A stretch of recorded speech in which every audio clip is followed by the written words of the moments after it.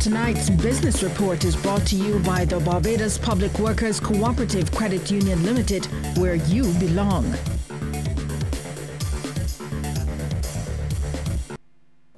Government is preparing to expand a pilot project to import natural gas into Barbados. It will ensure the National Petroleum Corporation can continue to properly service its 21,000 customers. Minister with responsibility for this area, Senator Darcy Boyce, says it will mean setting up a plant through which imported liquefied natural gas will be converted for the local pipelines and funded by a loan from the Inter-American Development Bank. He says the project was started in response to the natural gas shortage during Christmas 2014, which left the NPC unable to supply its customers along the West Coast for some time.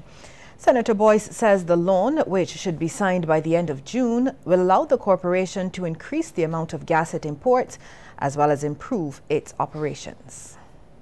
I don't like the situation where we don't know how much we will get from the B&O sale values, because we didn't know that they were going to drop so precipitously in December 2014. And my view is if it drops once like that, can it happen a second time? But I don't want to find out. I want us to be in a position that if it were to happen, businesses could still run and people could still operate their household. Senator Boyce says the loan will also be used to repair, realign and replace mains in the distribution system, as well as install up-to-date technology to monitor it. He says another portion of the money will go towards transforming the NPC's operations, including the equipment, to run on renewable energy. Right now they have to use their electricity or have to give natural gas and then compressors to get the gas to down the lines. What we want to do is use solar for the compressors so that all of the gas that we produce, all the gas that we import, can get to the destination that we want them to get to, which is the customers that we have to serve. So part of our loan from the IDB, the American Development Bank, is to help us to provide, to install renewable energy solar photovoltaic systems in order to improve the operations of the NPC and the B&O cell and bring their costs down.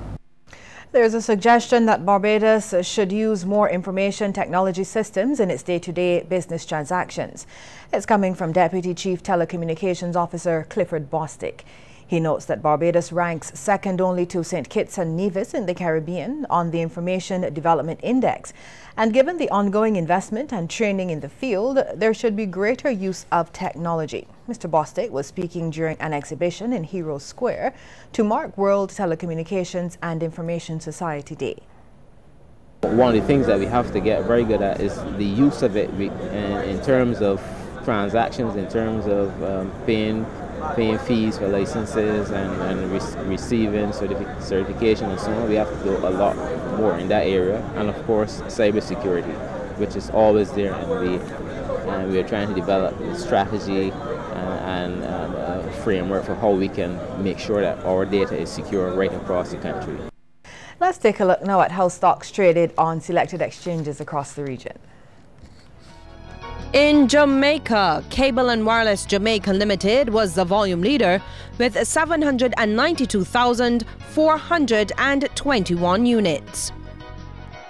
In Trinidad and Tobago, JMMB Group Limited was the volume leader with 15,215 shares changing hands, all for a value of $19,779.50. And here in Barbados, Sagicor Financial Corporation Limited was the volume leader, trading 2,219 shares at $2.45 each.